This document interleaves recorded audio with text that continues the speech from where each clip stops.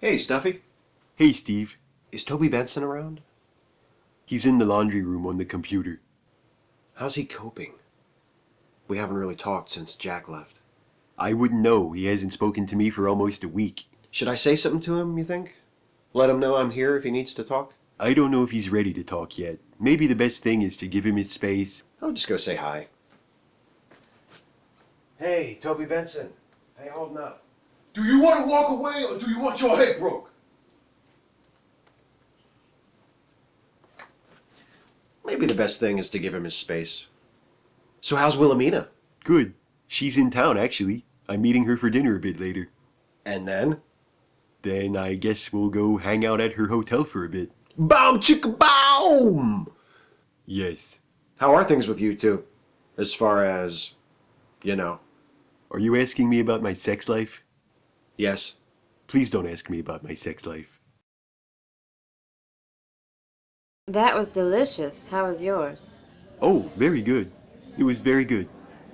Was anything wrong? No, I genuinely liked it. I'm just still getting used to eating so much, I suppose. Before you and I were together, I rarely ate because I'm a Stuffed dog. stuffed dog. I never used to eat much either, but I fell into the habit after I got the job as director of Anti-Hunger Alliance. Cassidy and the others in the office are big social eaters, so it just sort of became something that I did too. Did it ever strike you as odd that people who worked for a hunger charity ate so much? Now that you mention it, that doesn't seem right, does it? My goodness. How many more starving people could we feed if we just cut back on our daily lunch order? You're like Oscar Schindler clutching his gold pin at the end of Schindler's List, crying, "I could have gotten one more." Well, shall we go? Sure. Did you want me to get this? Oh. No, I'll treat. Are you sure? Because I can pay. You paid the last time. And the time before that. Stuffy, Yes? are you insecure about me paying for our meal? No. No, of course not.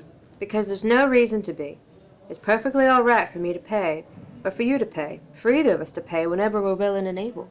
I know. I just didn't want you to think it was unfair that you'd been paying more lately. Oh, don't worry. If there's ever a time when I don't want to pay for dinner, I'll come right out and say it. Okay, I'm sorry.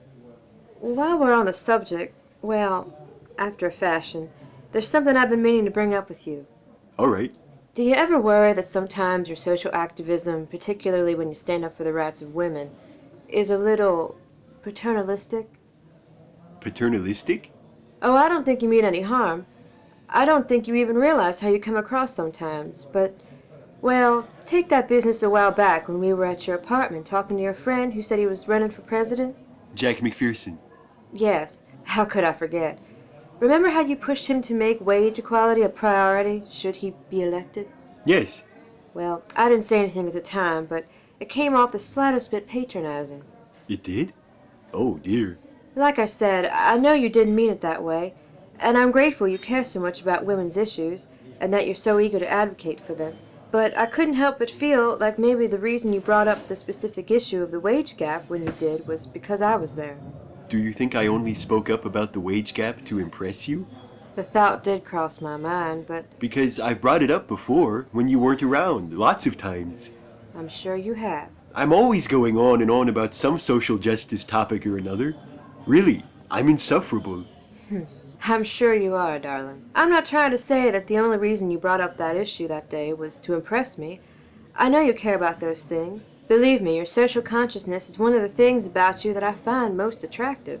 But it did feel like when you were speaking to Jack, you were also speaking, at least a little, to me, so that I could see what a gallant champion of feminism you are. That's definitely not how I wanted to come across. I guess I can be a little strident sometimes.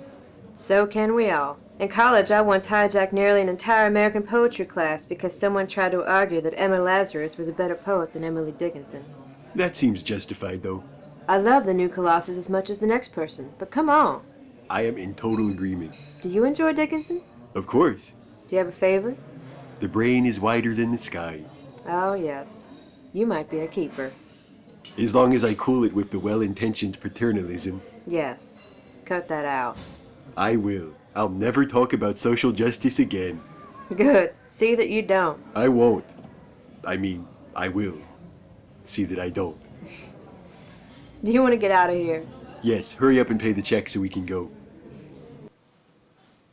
Toby Benson? Unless you coming in to choose and then experience a particular way to die, you better just step back out, baby. Okay, I choose as my method of death to have a conversation with you about what's been going on lately, and then to die of natural causes many, many years from now. All right, you got me, baby. What's on your mind? Toby Benson, I think you need to let Willameana go. I reserve the right to kill you by the method of my choice, baby. Whoa, hear me out on this. Talk fast and talk careful, baby. All right, I'll get straight to the point. I know how you feel about her.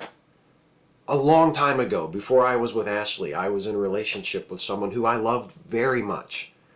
And when she and I broke up, I didn't feel right about it for a long time. At first I blamed her, and then I blamed myself. And then I started to think that maybe if we could just get back together somehow, if I could have one more chance to be with her, I could fix it. I could make everything right.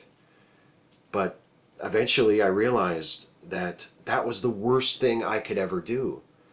That by holding on to some hope that she and I were somehow going to reconcile, I was living in the past. And as long as I was pining over things that used to be, I was going to lose sight of what was happening right now in the present. You have a very different concept of talk fast than I do, baby. Sorry, all right, I'll wrap up. Look, the point is, I was being selfish by not letting go of my ex. I had to let the past be the past, and I did. And now, look at me, I'm sharing my life with the most amazing person. And by amazing person, you mean? Ashley. Right. Who else could I have meant? I don't know. You and Stuffy have always been close. I wasn't talking about Stuffy, I was talking about my wife. All right. Don't get lippy, baby. I can still end this shit real fast. Toby Benson, you try to hide it, but I can tell you're in pain since Jack left. And don't you see that he left because of this torch you continue to carry for Willameana? Whatever your feelings for her, whatever might have been between you two, that moment is over. You can't let your attachment to the past cause you to miss out on your present, man. And I care too much about you to just watch that happen. I can tell you mean that shit, baby. I do. And I appreciate it. Which is why I'm gonna give you 5 seconds to get the fuck out of here and start minding your own business before I break bad on your ass. I understand. If you ever want to talk. 5, 4, 3. Okay?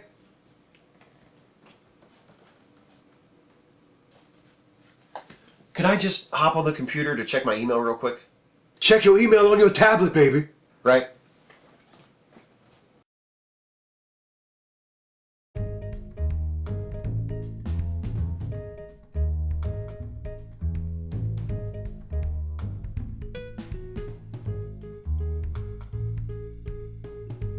Hey folks, hope you enjoyed this video. If you did, please like it and share it and subscribe to my channel if you're not subbed already. And also please consider helping me to make more videos like this by supporting this channel through Patreon. You can go to patreon.com/Steve Shives to become a patron.